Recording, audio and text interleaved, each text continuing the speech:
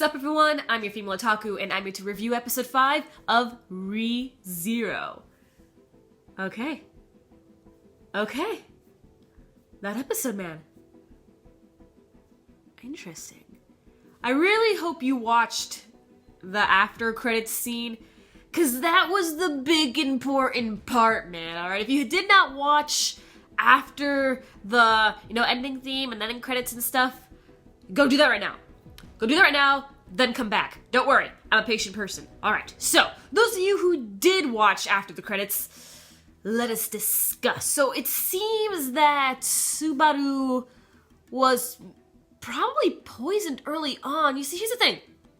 I want to believe that it's some sort of poison, but we didn't see him eat anything that was, given to him by Rem or Ram or even Roswaal. We didn't see any of that. So, is there some sort of time limit? Is there something that he has to do in between those 3 or 4 days? Otherwise, he's going to die by default?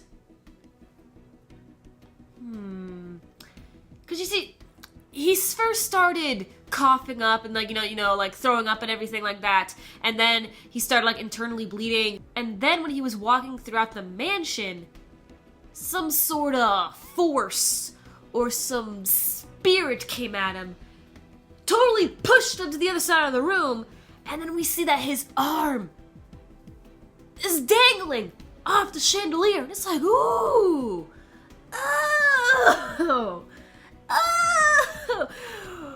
okay then. You see, that's how you do a tone shift. I'm not gonna lie, they did that tone shift with ease, okay?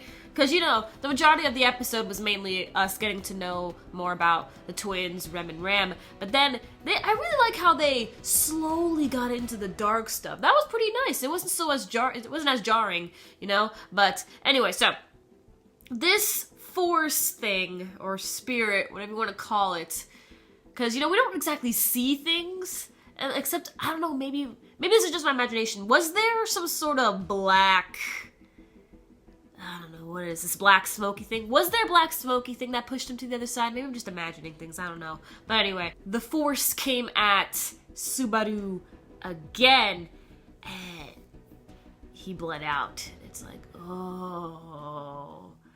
I mean, I assume that we're supposed to believe that this is someone in the mansion after last week's episode when Roswaal was talking to Ram. So, I assume that our suspects are the ones within the mansion, unless if there's some sort of outside party that we just don't know about just yet. And yeah, So, I want to go back a little bit from what I said earlier, how at this point, it's like, I want to believe that Subaru was poisoned, but we just didn't see him consume anything. So that's why I can't say that he was poisoned. Therefore, there's probably some sort of time limit for you to complete within those 3 to 4 days. Otherwise, you're gonna die by default. Because he was naturally dying, and then the enemy came at him. So it's like he was being killed twice as hard, basically.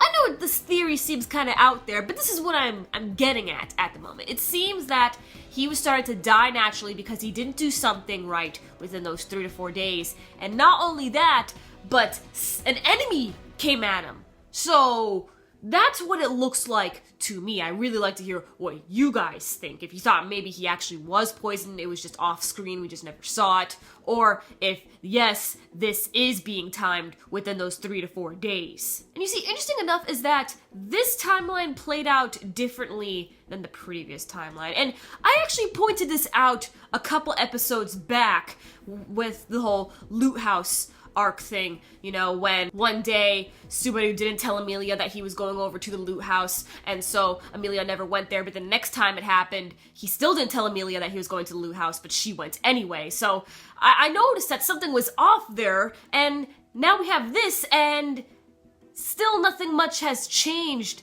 Like, Subaru hasn't done anything to change the timeline drastically, but it just naturally happened that way. So that's very interesting. That's something you never really see, because normally the person who's doing the whole time resets does something, does some sort of drastic change to that timeline for it to go into a separate direction. But no, he doesn't do anything that big to make the timeline seem completely different from the other. Of course, they're not that different from each other. It's just that now we know more about Rem and Ram. But, you know, he still gets injured, and he still makes that whole date thing with Amelia. So it's like, this is interesting. I like it. It puts another unique twist onto time travel and timelines. I also want to mention that we finally got to see Subaru break down a little bit. Like, a little bit. It was a small type of thing, but we see that this is going to really affect him in the future. If he's breaking down right now, imagine how this is going to be in like 4 episodes. Like, yo, oh my gosh. Because in the beginning of the episode, when Subaru realized that he returned by death, he, like, ran out of the room, was questioning everything and stuff, and then he's all like, okay, Betty, just leave me alone, I need a moment, and, like, went into fetal position. So it's just like, oh, he's starting to break down. Of course, a little while after that, he went back over to his usual self, and he was like that for the majority of the episode, but still, he had a small breakdown, and I think that's important. Epic episode, still one of my personal favorites of the season, and please tell me your theories down below, and catch me tomorrow as I upload a new top 10 video. I'm your female otaku, sayonara.